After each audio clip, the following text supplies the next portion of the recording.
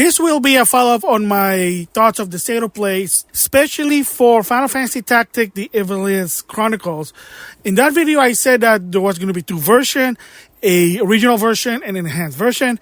And a lot of people, including myself, assumed, I know, that it's going to be the PS1 version and then the PSP version. However, it's been revealed by a via interview that Final Fantasy Tactics, the Ivalice Chronicles, it's just based on the PS1 version, which is not bad, but I'll explain it later. And that you can either play it as the original PS1 version, which is very unbalanced and hard, or quality of life enhanced version.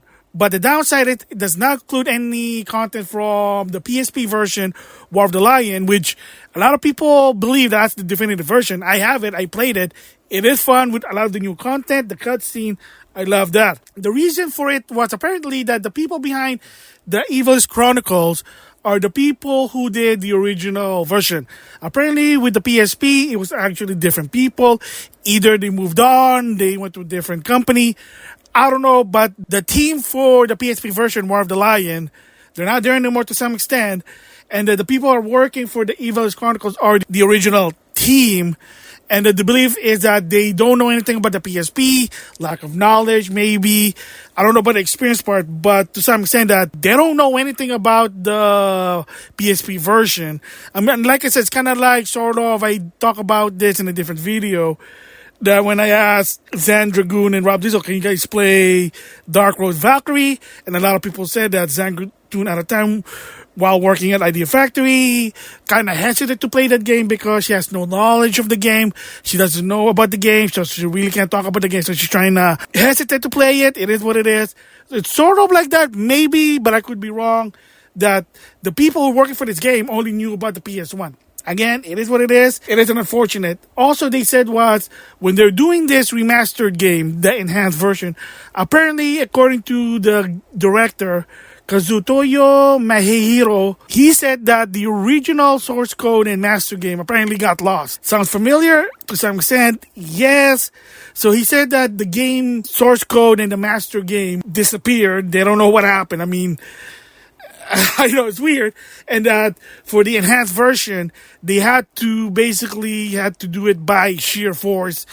I'm guessing what it means is building it from the ground up to some extent, trying to remember what it is. They probably have the asset, but to some extent, when it comes to the coding, they don't have it. And of course, like I said, the master game, they probably think they don't have it. And like I said, the reason I said it sounds familiar. That's what happened with Final Fantasy VIII. The reason it took so long for Final Fantasy VIII Remastered for modern platform, they said that they lost the source code. Another one, believe it or not, is the Collection of Mana game exclusive for the Switch, which is Adventure Mana, Secret Mana, Trial Mana in its original version. I mean, if you have multiple console and you have the Vita, you can play the remake for Adventure Mana.